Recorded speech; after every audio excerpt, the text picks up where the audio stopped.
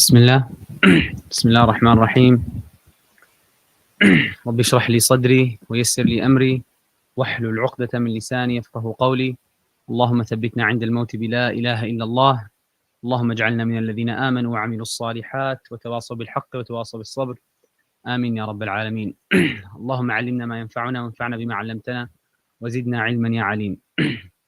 Thank you all for making it out today for our first class for the stories of the prophets. Inshallah, today will be a little bit of an introduction, and we will start with the story of Adam, inshallah, and we will progress. So before we jump into everything, I want to just mention a quick point or a thought, subhanAllah, because in the Quran, we see often that Allah mentions stories. And I repeatedly say this because it's important before we hear any story to think about why does Allah mention stories in the Quran? And what's the purpose of the stories? You know, the stories that are mentioned, they're not just for us to be entertained by or for us to just know and have them as knowledge in our heads or for us to quiz our kids with and do Kahoot games or whatever. You know, these stories, Allah puts them for us for a reason. And Allah says in Surah Yusuf, لَقَدْ كَانَ فِي قَصَصِهِمْ عِبْرَةٌ لِأُولِي الْأَلْبَابِ مَا كَانَ حَدِيثًا يُفْتَرَى. That in their stories, there was a ibrah, there's lessons, and that it was not عِبْرَةً لِأُولِي الْأَلْبَابِ مَا كَانَ حَدِيثًا يُفْتَرَى. And it was not just made up stories, it was not made up tales just for the fun of it or just to keep people entertained. ولكن تصديق الذي بين يديه. But it is to confirm what the Prophet ﷺ came with. And so basically, when we try to understand the purpose of stories in the Quran, we have to understand why is Allah telling us this. So in every situation, there's a different reason. In every surah, Allah puts the story there for a specific reason. And the other question would be is why does it repeat so much? You know, sometimes we see the story of Adam repeated multiple times. You know, in Surah Al-Baqarah, Surah Al-A'raf, you know, Surah Al-Kahf, even sometimes just mentioned, you know, to draw to that story. And sometimes, you know, the story of Ibrahim is mentioned. So why the repetition? Why does Allah repeat these stories? It's not for us to just be able to memorize them or know them over and over again, but it is because every time you repeat a story, you use it again. And so, like, for example, when you're able to draw to that story multiple lessons in every single situation, there's another lesson that's going to be taught. And so, subhanAllah, we see this, you know, because the stories are not always mentioned the exact same way. There's always a small, you know, difference. And that small difference is put there for us to actually be able to draw to. And you'll see what I mean as we go along in the stories. And I'll kind of explain which verses some of these stories are coming from. But before we begin, I want to ask everybody, you know, to start from zero. What I mean by that is the story that we're trying to learn. Everybody probably heard it before. You know, many of us went to Sunday school or, you know, we heard it from our parents or from, you know, YouTube video or online or something. So every single person, every single one of us has a level of knowledge about the story of a prophet. Story of Adam, I'm sure many of us have heard it many times and have read it in the Quran and have seen it. So I ask everybody to approach this story and every story we're going to go with zero, from zero meaning. So with zero, you know, biasty, with zero any preconceived assumptions about it, everything, just completely like you just hearing the story for the first time. And the reason why I say this is because if you already have your mind made up, and I tend to do this a lot, is I stop listening because I feel like, oh, I already know this. I've already heard this story. So you go on like airplane mode and it becomes impossible to actually learn because what ends up happening is you just, okay, khalas, like I've already heard the story. I already know the lesson. So now I'm just going to stop learning and I'm just going to, you know, let it happen. Like, so, and that's what happens a lot of times with kids. You ask them like, what's the best story? And they'll tell you, oh, the story of Yusuf, because they've been taught that. But when you sit down and try to look at the actuality of it, like, do they actually believe it? Many of them don't, or they don't really feel it. Why? Because every time it's mentioned, they're not able to focus in it. And so that's what I mean. We need to when we're approaching this class and we're approaching the stories of the prophets, we need to make sure we start from zero. We forget everything we already know and we start from zero. And when we're able to do that, inshallah, we're gonna be able to draw many lessons from it. And so this is kind of the overview of the class. We're gonna try to go chronologically. So we're gonna start today, inshallah, with Adam alayhi salam, and we probably will spend the rest of today and maybe a little bit of next time on Adam alayhi salam, and then we'll just continue chronologically, and we'll stop at any location or any time we can derive lessons. So we might even stop at the children of Adam, Qabil and Habil, just to derive some lessons and to learn. And inshallah, as the class continues, we'll keep you posted, especially that Maghrib is going to change and the times are going to change. But so that, inshallah, so when we begin, the first thing we can think of when the story of Adam is actually the beginning of creation. Like, might as well start there. And narrated by the Prophet ﷺ narrates a hadith. The Prophet ﷺ tells us a hadith narrated in Bukhari, كان الله ولم يكن معه شيء, that there was Allah and there was nothing with Allah. So that's the first thing that we know, that there was Allah and there was nothing with him. And then there was the throne over water. And then he created the heavens and the earth and the skies. And so this is the first thing that we know to existence, that Allah is the creator and he created the throne, and then he created the skies and the earth, and he then created the pen and the lawh and the pen, and he told the pen to write everything. And subhanallah, when Allah is telling us this, we need to reflect. Allah tells us he told the pen to write everything, meaning every little thing that's going to happen, every single one of our affairs, every big thing that's going to happen in the world, and every small thing, every small detail that happened to our life, to every big detail, every step we take, every breath we take, every food we eat, anything we do. And the reason why that's important is because, subhanallah, when you're able to reflect that every little decision every little thing that happened in life is already been destined, that gives us a purpose in life, because you realize that your life is not something that just happens. It's not something that just like left for randomness. We don't believe in randomness. And here comes the same concept of, okay, if everything is already written, where does free will come into this? Where does the concept of free will and I get to decide what I want, or if Allah already wrote everything, so then how come I have free will? This is the classic example. If Allah already wrote everything, so then how is it my fault if I commit sins? Or how is it Hitler's fault, or Netanyahu nowadays? It's his fault for doing what he's doing. How is his fault if Allah already knows what he's going to do? And the answer is, just because Allah knows what's going to happen, or just because Allah wrote what's going to happen, does not mean that it removes, the responsibility of all of our actions. Does that make sense? Just because Allah already decided this, because Allah is beyond time. And I don't want to dive too deep into this. We can go into this if people would like. Allah is beyond time. So to us, there's beginning and end. To Allah, to a being that has no beginning and end, to him, time is, you know what I mean? You cannot place a time on knowledge. He knows it before it happens and after it happens. The whole time Allah knows everything. And he knows you're going to change your mind, and he knows every little thing. And that's the concept of qadar, of the decree that Allah has. And so, subhanAllah, that's the concept of free will. And we can dive a little more into it if we'd like. But after this, Allah tells us that he created the sky and the earth in 6 days.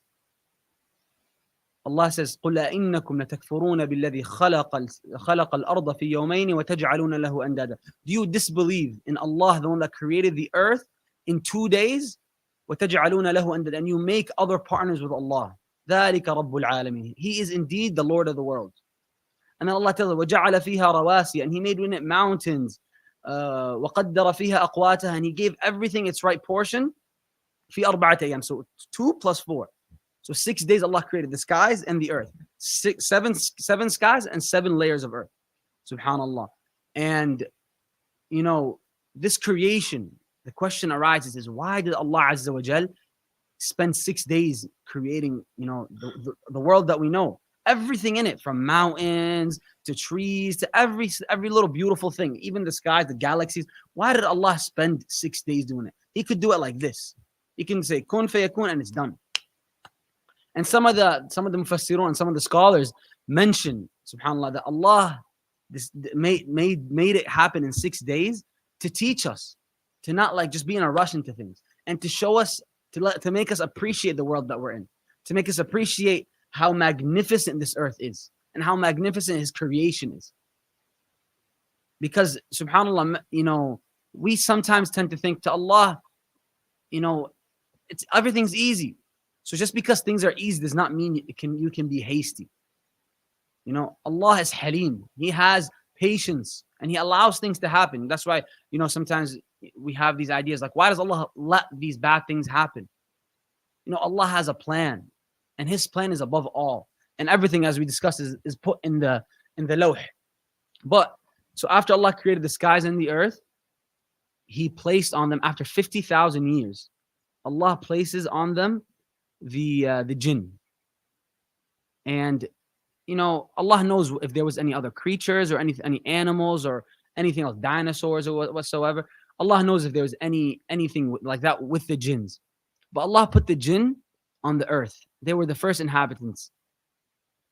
And the jinn, like us, they were mukallafin. So the jinn had haram and halal, and they had right and wrong, and they had the ability to distinguish between right and wrong and actually choose.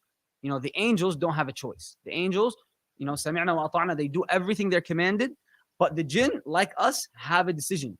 Inna hadaynahu sabil. Like us, we have a path. You can either go on the right path or you can go on the wrong path. Similarly, the jinn have the choice to go astray or to be guided. And so, subhanallah, the jinn caused great corruption on the earth before Adam and before any of us. They would cause bloodshed and corruption and fight. And I mean, I'm not sure exactly, but kind of like what we're doing now, but probably even worse. But subhanallah, so the jinn did all of that. And the angels, Allah used to send the angels to punish them. And among these angels, or among the jinn, there was Iblis, he's a jinni. But he was righteous and he worshipped Allah greatly. And from his worship, he started to elevate. And before we continue with the story, I want to pause, right? I want to pause and I want to take you to another story. Just kind of to kind of help explain this, but also for us to really have zero mindset, meaning when we're learning the story, to learn it from zero again. So the story I want to tell you about is a corporate story, So imagine this guy, John, right? Let's just give him a name, John. And this guy, John, he works at a company as a janitor. He worked at an engineering firm, let's say a civil engineering firm. He worked at a civil engineering firm as a janitor. And this guy, John, he was very interested because he would watch the engineers. He would look at the plans when they're printing, and he would look at them. And he was really interested in the plans. And then slowly, he started doing some of the work. And then the company ended up hiring him as a drafter. He would just, go and draw. Now, doesn't do any of the calculations, doesn't do any of the engineering, just draft. And then he got a few more years and a few more experience, and then he became an engineer. He became a junior engineer. And then after a junior engineer, he became a senior engineer. And he started working late nights, weekends, anything he can get his hands on, just to move up in the ladder. He passed some exams. He did everything. And then he became a senior. And then he became a project manager. And then he's sitting there looking to try to get into the VP role, the vice president. There's only one position higher than that. And he's trying to get to that position, this number 2. He's probably number 3 right now. And he goes and he's going about his business. And then the boss, the CEO, one day goes and tells everybody in the company, there's this new teenager who's like 17 or 18 who's going to become the VP. straight out of high school. Didn't even graduate, dropped out before he needed to graduate. So this kid comes into the company, and he's, dripped out, or he's wearing whatever he's wearing. He doesn't look professional. He's chewing gum, and he walks into this office, and everybody clapped for the new VP. So what happens? John's sitting there like, yo, that's not fair. I worked hard.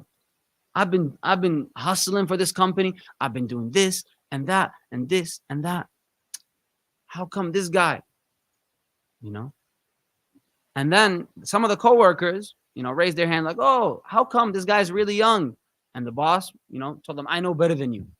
This guy is good. Trust me, I know better than you. And so I'm sure everybody is able now to tell. I'm not talking about John.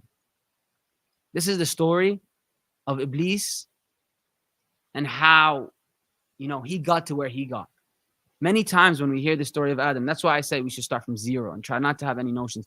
Many times we don't hear it from that side of Iblis, from the side of him. And I'm not saying to sympathize with the devil, but we need to understand what made him become him and what caused him to get to where he is. And so Iblis similarly used to be a righteous jinn.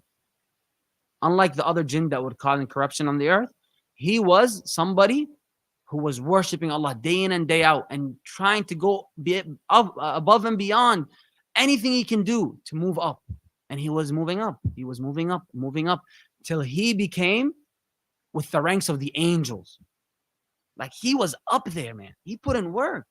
And he deserved it. That's what he felt. And he was up there. And then, all of a sudden, Allah brings Adam. Well, no, Allah tells us, because we know the story, how we know the story. The first thing that we know about the story of Adam alayhi salam in Surah Al-Baqarah is that Allah is telling the angels that he is putting a Khalifa on this earth. So this is the VP position.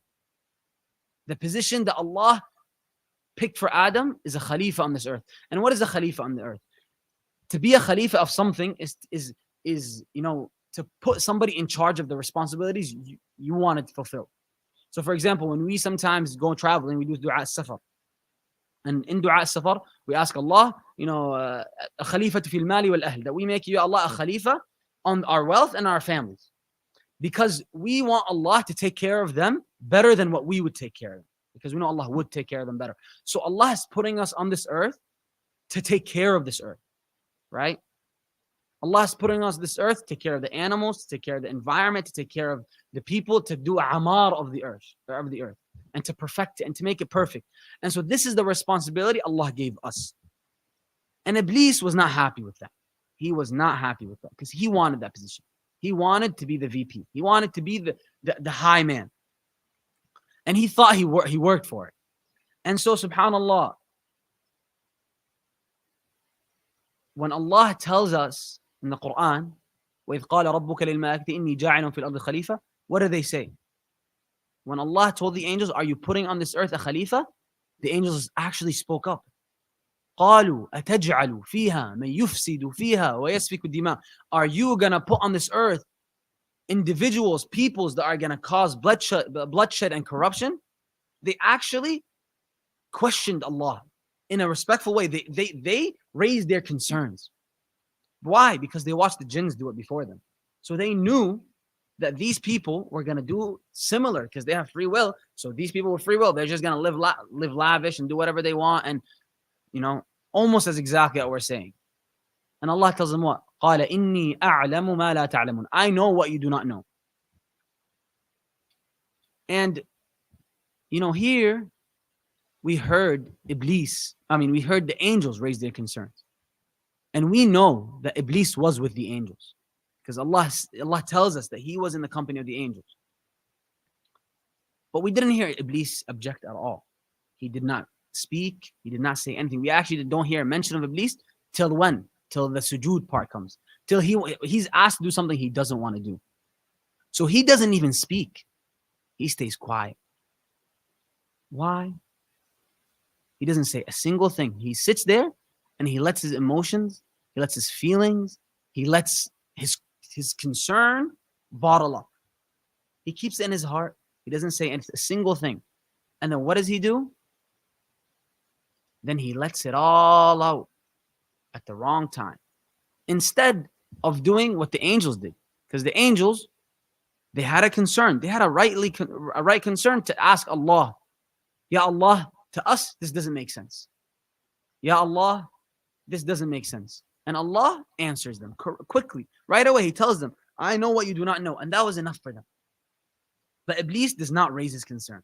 And he stays quiet. And subhanAllah, in that, there's a great lesson. That the first recipe to disaster is to not be honest, to not be sincere, and to let things bottle up. Sometimes one of us, will finish Salat al-Isha and somebody did not say salam to you. Brother, somehow he just turned around and walked out. This guy doesn't like me. This guy, I swear, like, he doesn't like me. He has something against me. Like, every time I see him, he doesn't say salam to me. He doesn't say salam to me. Every time I see him, he just tries to avoid me.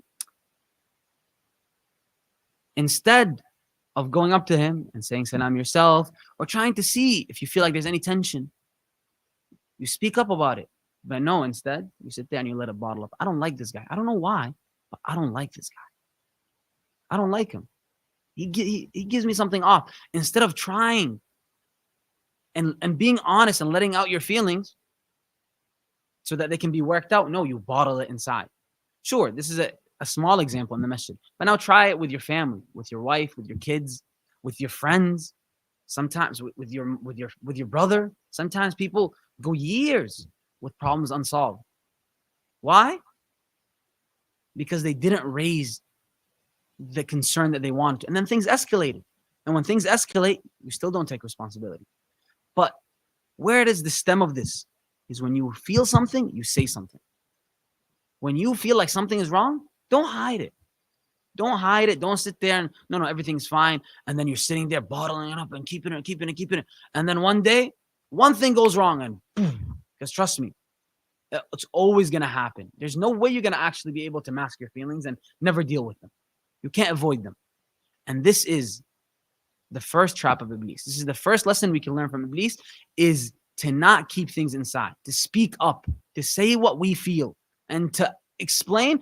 And Iblis did not do it with humans. He did it with who? With Allah, who knows what's inside. And Allah let it out in the ugliest way it can be, by disobeying Him. So this is the first lesson we need to learn, that when you feel something, speak up. And do not be like Iblis. The other time we can see this, subhanAllah. So this manifests in many ways. It manifests in relationships and between each other, but it also manifests with our relationship with our deen, which I think is actually the more dangerous one. Many times we might have concerns or questions about Islam where we feel like, okay, like, why is this haram? Why is this halal? What's the explanation about this? But we never ask the question. Why is khamr haram? You never sit there, like for the young guys, why is zina haram? Or why is this haram? And you never sit there and actually ask the question, but you're just like, it's haram. But when does that concern start to come up? When you sin. When does the doubts about Islam start to really creep in? When the sin happens. That you never had doubts in your faith before the haram happened. Once the haram happens, that's when you're like, bro, but like, this doesn't even make sense. You start to sit there and question. This doesn't even make sense. Why does Allah say this and this and this? And you start questioning the deen. When you're in the corner. And this is the dangerous one, because if you feel like there's no issue with having doubts. There's no issue with feeling like, oh, I have questions about Islam. This doesn't make sense to me. Why are we Muslim even? How does Allah exist? How does this? Because bro, we live in such a tough time where everything's questioned, everything's made fun of. Look at the TV shows. Everybody's made fun of. And so of course, it's natural for us to sit there sometimes and have these thoughts. But are you going to do something about these thoughts? Are you going to address them? Or are you going to hide them and then let them come out when the sins happen, or when you're not feeling good, when you're depressed or you're feeling down? That's when the shaitan will come. Bro, this doesn't even make sense. Bro, this was from 1400 years ago. You tell me to follow a book from 1400 years ago, and the doubts start to creep. And they're real. We don't have to we don't have to be sanitized. Like, it's honest. We all feel this sometimes. And when you do, the first thing, of course, we should say is amantu billah. I believe in Allah. But after that, let's actually try to address them and not hide them. Because if you address them there, Iblis has no way to you. But if you let them foster, then they're going to come out at the wrong times. So this is lesson number 1. So let's move on with the story. Then, subhanallah, Iblis refuses to make sajda. So Iblis doesn't say anything, right? Iblis does not say anything. The angels raise their concerns. Iblis does not say anything. And then Allah orders the angels and Iblis to make sujood to Adam. And this sujood to Adam is not sujood to him. It's sujood for the greatness of the miracle that Allah, because every time Allah orders the sujood, even in the Quran, anytime we hear stories of sujood, of anything that happens to the sujood, it's not to people. It's because you're amazed by the miracle of Allah that he did. So when Musa threw the staff, as we'll see inshallah in a few weeks, the Sahara, they fell and they prostrated. They made sujood. They didn't make sujood to Musa or to the staff. They made sujood to Allah because they got to see the miracle of the staff. So similarly, here Allah is asking the angels and Iblis to make sujood to the creation of Adam. Not to Adam, but because we are miraculous, alhamdulillah. You know, Allah karram. We have karama. Allah, وَلَقَدْ كَرَّمْنَا بَنِي Adam. We are dignified. So Allah is asking the angels and Iblis to make sujood to Adam alayhi salam. And when that happens, Iblis refuses. قَالَ أَنَا خَيْرٌ مِّنْهُ. This is in Surah Al-A'raf. So in Surah Al-Baqarah, Allah tells us, the order. That the first thing that happens is Allah tells us that He's going to put us on this earth. And then the second, the angels will come and question Allah, why is He putting on this earth? And then Allah asks them to make sujood to Adam. And when Iblis refuses, he says, أَنَا خَيْرٌ مِّنْهُ خَلَقْتَنِي مِن نَارٍ وَخَلَقْتَهُ مِن طِينٍ. I am better than him. You created me from fire, and you created him from clay. And so, subhanallah, it's actually really cool that Iblis only mentions clay. He doesn't mention the other parts that Adam is created from. He doesn't mention, that Allah taught him the names. He doesn't mention anything because he wants us to be just dirt, just like hayawanat, just like animals who are just made of, physical body, no spirituality. And so, subhanallah, that's his argument, that I am better than him. You made me from fire and you made him from clay. And then Allah tells him, قَالَ فَخْرُجْ مِنْهَا فَإِنَّكَ رَجِيمٌ. That basically Allah expels him from Jannah. وَإِن فَخْرُجْ مِنْهَا فَإِنَّكَ مِنَ الصَّاغِرِينَ. And Allah tells him in Surah Al-A'raf that get out of it, you have been belittled. Because what is Iblis trying to do? He's trying to be arrogant. And arrogant in Arabic is takabbur, to try to be bigger, to make yourself bigger than you actually are.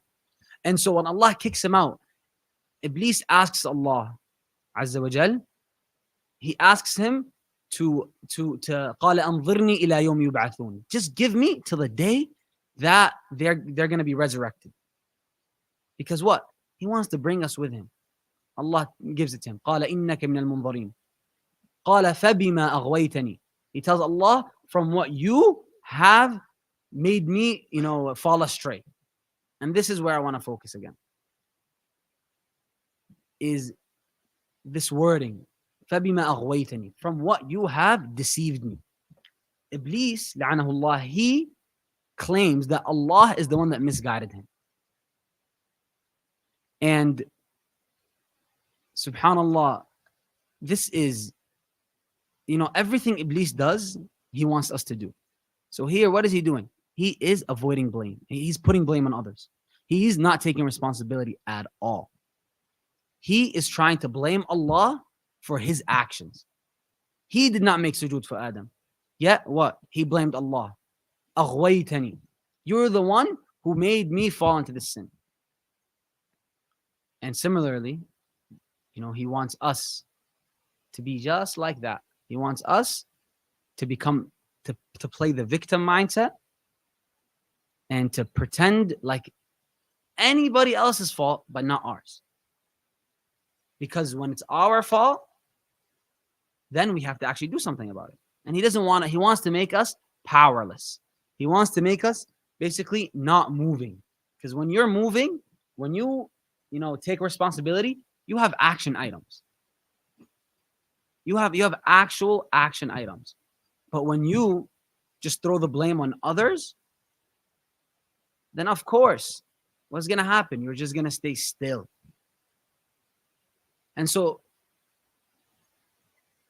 this is the mindset that Iblis, subhanAllah, it's actually kind of, because when you look at Iblis, you don't think of somebody that tries to play the victim. But he actually is playing the victim. He actually is like, it's actually mind-boggling. The most evil creature, the one that is the cause of evil, or the one that actually is sitting there telling other people to do bad things, he is playing the victim. What does that tell you about that strategy and the people that try to play the victim? Now, when we look at politics, when we look at what's happening in Gaza and what's happening, with the Zionists, look at them. They try to play the victim more than anybody else. They sit there and tell you anti-Semitism, every little thing, accusing the college students, any little thing they can to just grasp as a reason. And this is the tactic that Iblis had. He blamed Allah Azza wa Jal for what happened. He blamed him. He blamed Allah for his actions, and he wants us, just like that, to blame ourselves. I mean, to blame others, anybody but ourselves. However, as we'll see in the story as we continue, our father, Adam alayhi salam, when he makes a mistake, when he, falls, when he disobeys Allah, what does he do? He owns up to the action. قَالَ رَبَّنَا ظَلَمْنَا أَنفُسَنَا. Oh, our Lord, him and our mother Hawa, we have wronged ourselves. And if you don't forgive us, we're going to be lost. This is the attitude that we need to have.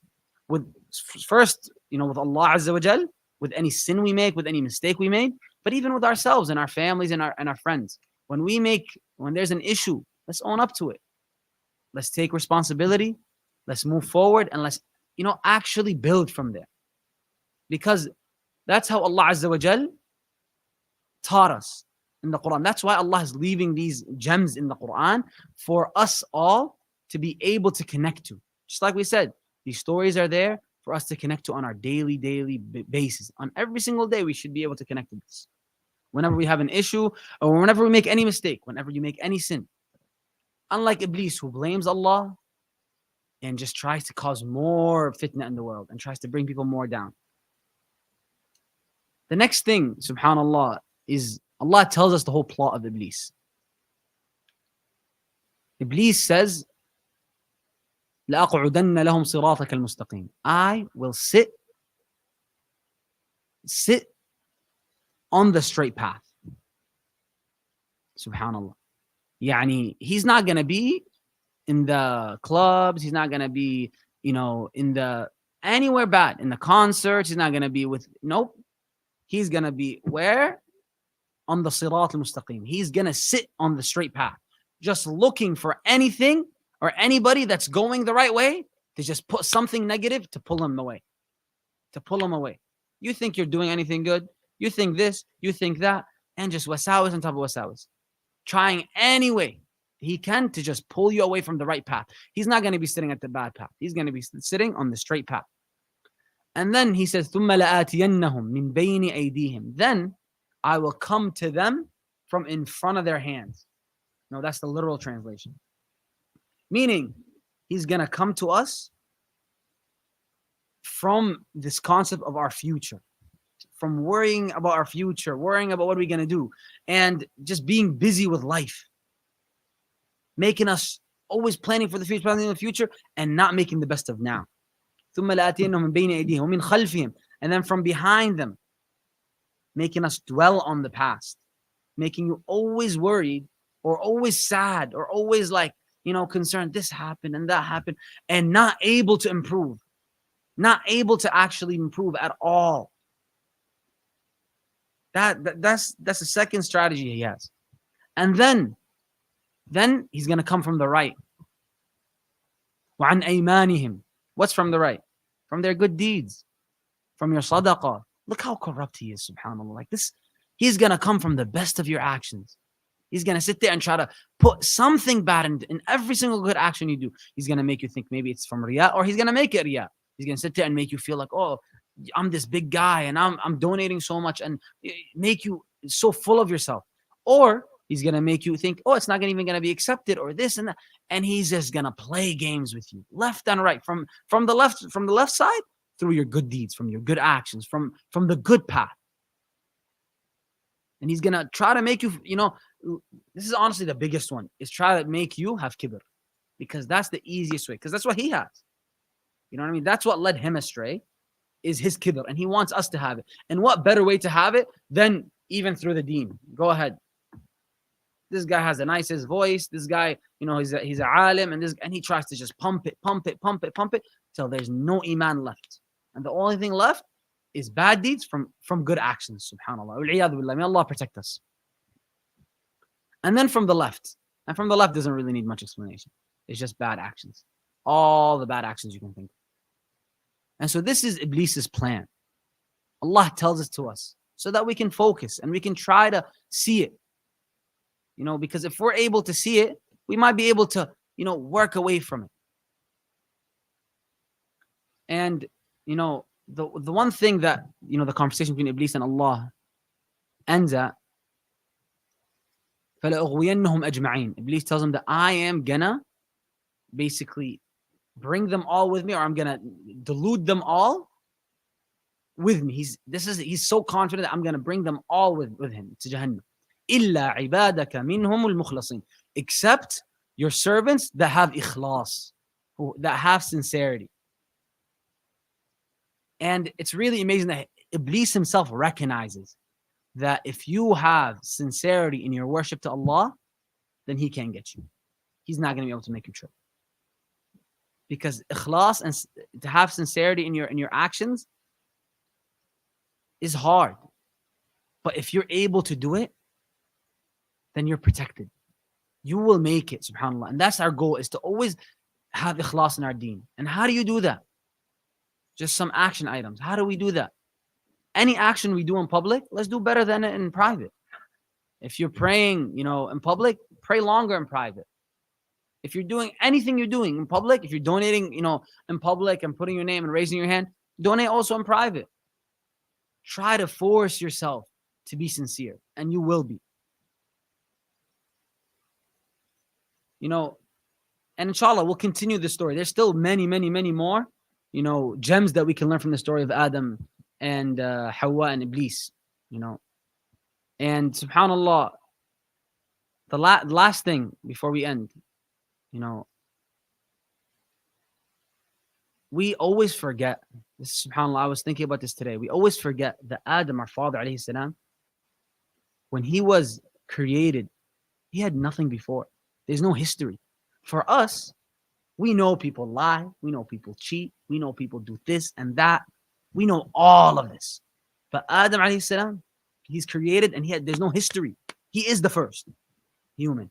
So he doesn't even know what, you know what I mean? Like, imagine somebody imagine you only remember the last 24 hours. Everything before, nothing makes sense.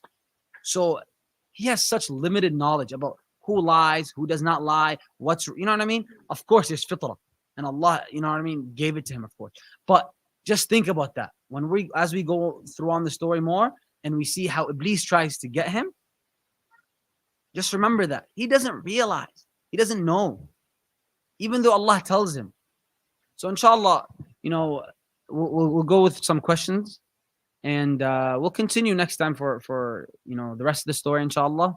If anybody has any questions or any comments, would be appreciated. تفضل.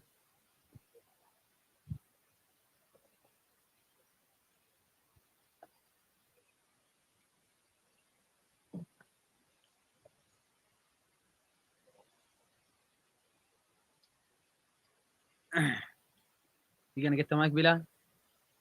Oh, you can use this one. Ask it again.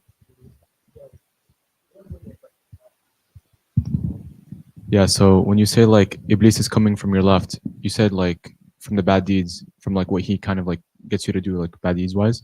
But could that also mean like him trying to make you think like you can't repent from this, you can't come back from like these deeds and from like kind of what you've done, like even like major or minor sins wise.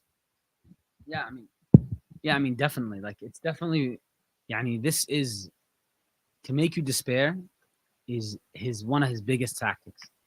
And subhanallah, like Iblis does not pray by like, I mean, like, you know, like a prey. Like he does not go after anybody but somebody who's sad or like weak. He cannot go after people who are strong. If you have firm sincerity and belief that Allah is the Ghafoor and the Rahim and He is the one that can forgive you, then He has nothing against you. إنما سلطانه على الذين يتولونه والذين هم به مشركون. That Iblis, his sultan, his ability to be able to take care of people is on the people who don't believe, who don't even believe in him. Like they don't care. You know what I mean? There's no understanding of afterlife or any of that stuff. And so they become an easy target because it just becomes, I'm sad, I'm tired. And he does what? The best thing he's at is giving you false promises, as we'll see in the story. So he will give you these false promises. And when you're already on the left side doing all the bad actions, he will make you think, who are you to get forgiven? Who are you to get forgiven? You did this and this and this. Why would Allah forgive you? You're not even sincere. And He will sit there and put anything in your way than to make righteous tawbah. And the tawbah is so simple. Yani, you just have to feel guilty. If you feel something when you do a bad action, you're halfway there. Subhanallah. Like it's a blessing to feel that. Why this mic's not good? This one's so much louder. So yeah, so that's basically yeah, the answer to your question. I hope that answers that a little bit. Also like clarify the front as well. I didn't like that. So the front, it's making you worried about the future. So basically, you know how sometimes somebody is so concerned about, what am I going to do tomorrow, about the house I'm going to buy, about this and that, and not actually focused on now. Because when you're focused on now, you're able to actually, realize, did I do something? Am I doing good? Am I doing bad? You can focus on your actions. But when you're just focused on the future, the amal, that there is something good that can happen or something, you know what I mean? You're just planning. You're not living in the moment. And so that's his strategy about the future. Just a reflection on a question, but I found it really beautiful when you said that Iblis, despite being disobedient to Allah, he still had hope in Allah's mercy. That he, as you know, he did the dua that can you give me till end of time? Can you give me the freedom? So it's just ironic that he puts it in man's mind that how can you get tawbah? Why would Allah listen to your duas? It's just beautiful, that comparison, I think. Allah, like the fact that he still made dua after disobeying Allah and knowing he's going to go to Jahannam, and his dua is not even a good dua. And he tells you your dua is not going to get accepted. The one that's like, alhamdulillah, none of us, as of now, I mean, inshallah, never, are going to Jahannam. You know what I mean? Like, as of now, like nobody here, you know what I mean? Your test is not done. But he was already going to Jahannam. You know what I mean? Like his decree was done. And he still made dua and he did not despair. Yet us who still have hope, like real hope, still are scared to make dua. And he makes you think you can't make dua. Just think about that. So whenever you feel like you're far, realize even the devil himself made dua to Allah at his lowest point when he already deserved Jahannam. That's beautiful, subhanAllah, like gem. Any more questions, comments?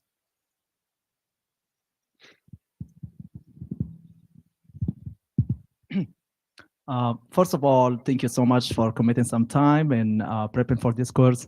It has been a great surprise.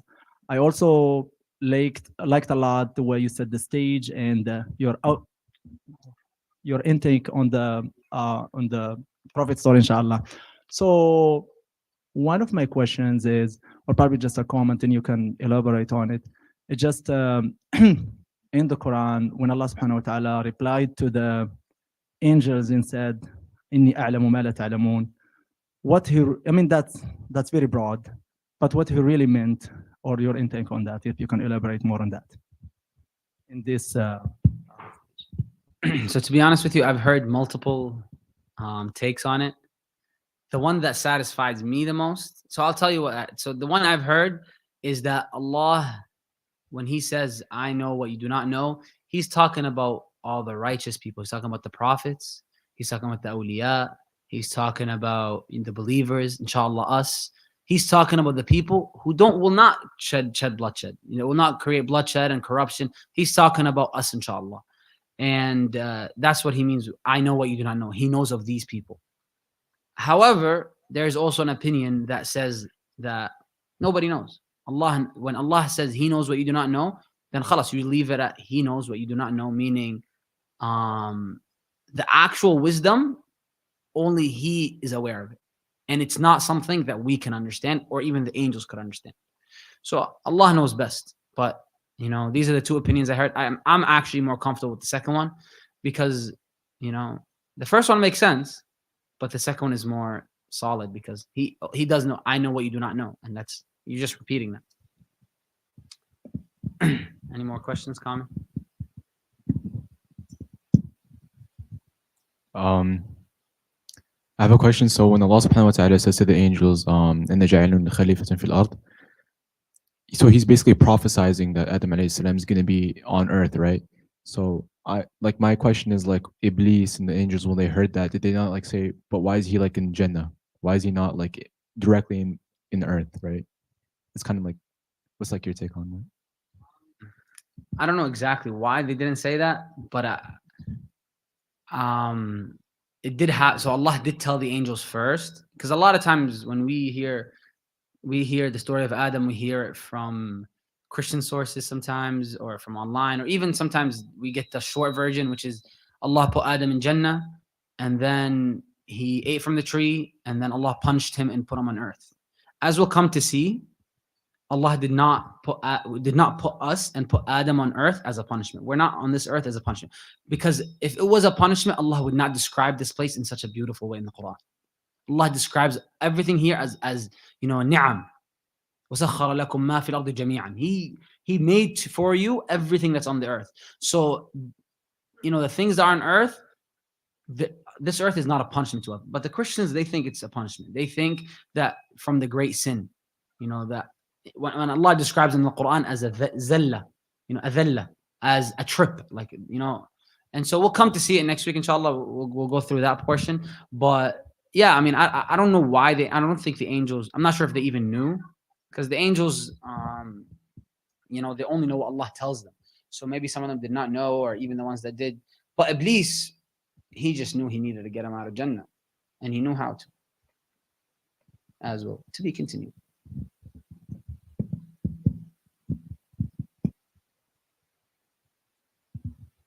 Jazakallah khairan. My question is to you, Rayyan.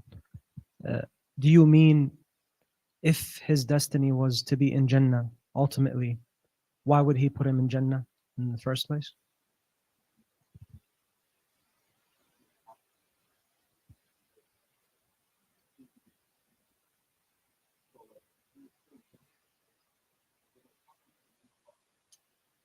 I think it's pretty clear why he was in Jannah, though. It's because he's actually getting training ground for what he's going to do on earth. So Allah says in Surah Taha, إِنَّ لَكَ أَلَّا تَجُوعَ فِيهَا وَلَا تَعْرَى, that you're not hungry here and you're not going to be naked. So he's actually getting training in Jannah for him to be sent to earth. So I think they recognize the fact that this is a training ground. It's not the final destination. It's like, okay, let me get you ready, and then you go to Jannah, to earth. No, he'll go into earth regardless. Yes. The first thing Allah tells us about the whole story is Inni ja'ilun fil ardi khalifa, that Allah is putting on this earth a khalifa. So the tree, not the tree, Allah already planned for us and for Adam alayhi salam to be on earth, and as we'll see next week.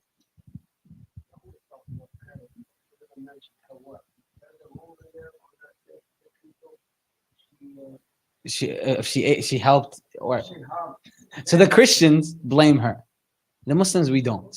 We say فَأَكَلَا مِنْهَا, that both of them ate from the tree. فَأَذَلَّاهُمَا, both. It's always combined. But the Christian sources,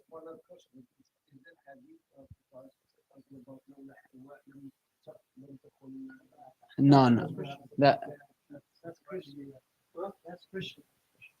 I don't think there's anything from the Sunnah.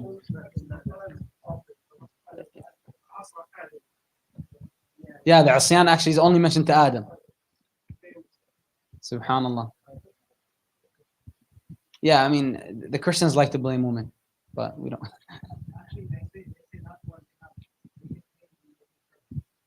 Wow.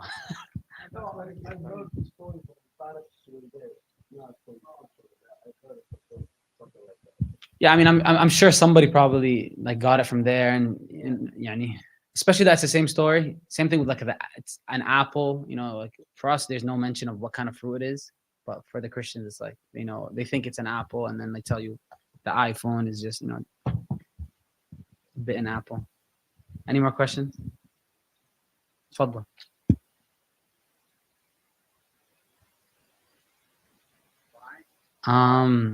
The reason the question is, why do the Christians blame the woman? Because Christians, especially in the medieval times, used to believe that women were the devil, and they kind of have this hate towards women. Back in history, people used to have sometimes reasons. That's true. The women's are nice.